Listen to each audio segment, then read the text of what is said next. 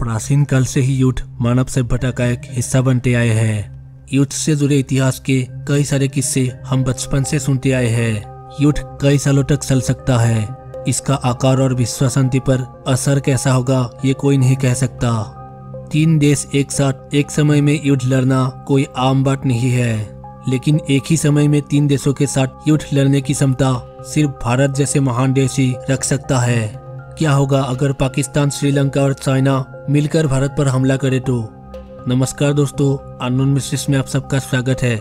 आइए जानते हैं भारत अपने आप को कैसे बचाएगा अगर ये तीनों देश मिलकर भारत पर हमला करे तो।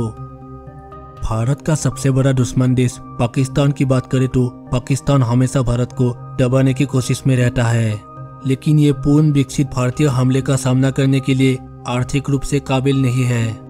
चाइना जैसे देशों की आर्थिक सहायता के बिना पाकिस्तान भारत पर पैर रखने की भी हिम्मत नहीं रखता।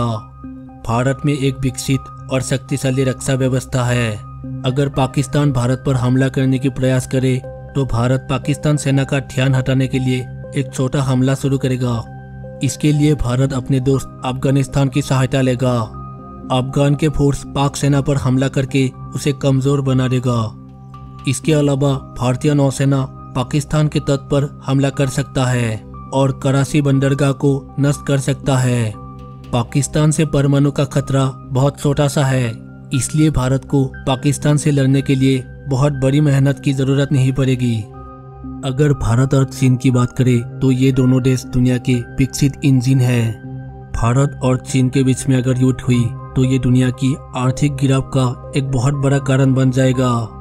भारत और चीन के बीच हिमालय एक बहुत बड़ी दीवार बनकर खड़ा होने के कारण चीनी सेना भारत पहुंचने में समय लगा सकता है, लेकिन चीन के पास इसके लिए सड़क और इंफ्रास्ट्रक्चर तैयार है और भारत जानता है कि चीन के पास ऐसी सड़कें हैं। भारतीय वायुसेना सड़कों को नष्ट करने के लिए और हमले के आकार को सीमित करने के लिए आगे बढ़ेगा। इसके अलावा भारत के सहयोगी देश ईरान की तरफ से भारत को मदद मिल सकती है। अगर वो युद्ध के समय चीन को तेल बेचना बंद कर दे तो ये चीन के लिए एक मुसीबत बन जाएगी। पूर्व एशिया का सभी तेल भारत से होकर गुजरते हैं। अगर युद्ध शुरू हुआ तो भारत चीन जाने वाले तेल को रोक सकता है। चीन की अर्थव्यवस्था में ये बहुत बड़ी चुनौती बनेगी। अगर बात श्रीलंका की हो तो ये भारत के लिए खतरा नहीं होगा, क्योंकि श्रीलंका सिर्फ अपने नौसेना के बल पर समंदर के माध्यम से भारत पहुंच सकता है।